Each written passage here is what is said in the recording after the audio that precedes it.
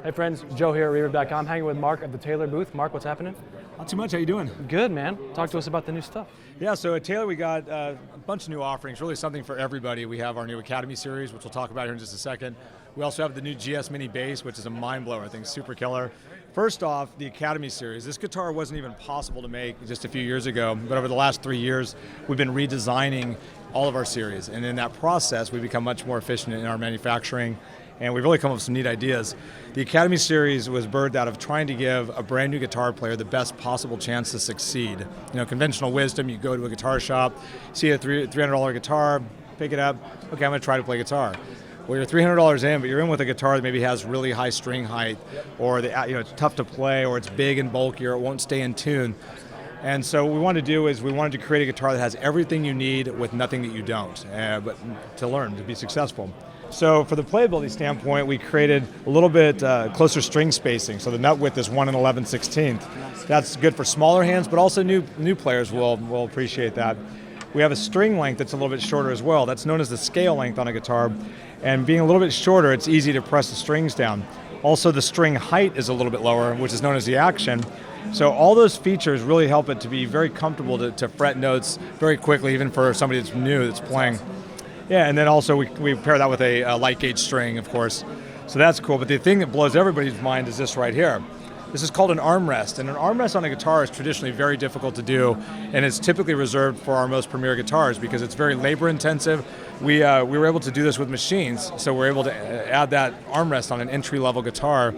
And if you think about who needs the best playing guitar right out of the box, is that beginner. So you get the armrest, you get all the playability with the left hand, but the affordability aspect was the next one. We wanted a guitar that would come in at a price point that people that really are serious and want to learn to play guitar would have a better option than just spending $200 or $300. We figure they might be willing to make the investment, maybe a couple of $100 extra, but they're getting exponentially a better guitar and a much higher success rate. So in the Academy series, we actually have three guitars. We've got this, which is our Dreadnought. It's called an A10.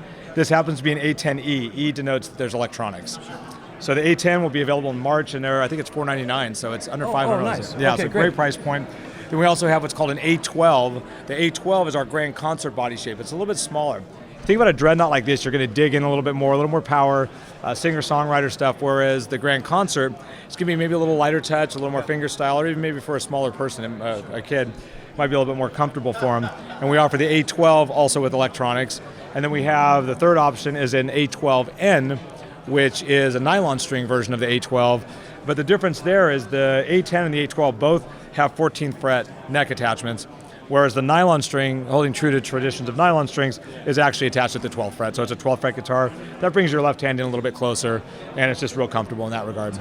So what I'm holding here is a GS Mini Bass. Okay, this is built on the chassis of our wildly popular GS Mini guitar. And there was several reasons we wanted to make this instrument. The first was we wanted to include a sect of musicians that are often forgotten, and that is the bass player. You think about going to a campfire, right? How many bass players are around the campfire? They're just pretty much non-existent. People on tour buses, they do rehearsals often. It's great for that portability factor. It's also a great couch bass, okay? And the other thing we did with this was we created it for the guitar players. I mean, how many of us have our own recording studios and we maybe make our own tracks? So now we have the option to have our own bass tracks without having to have a big bass. Often big basses are a challenge for a variety of reasons. One, they're just bigger and not that comfortable for guitar players. They also require amplification often. So something like this, you have an acoustic bass doing the acoustic stuff, but you also can plug it in because it does have electronics and a tuner built in. Yeah, we appreciate you guys checking this stuff out, and again, it's on Reverb, so that's killer. Mark, thanks so much, man. There you go. Thank you so much, man. Absolutely. Appreciate you guys.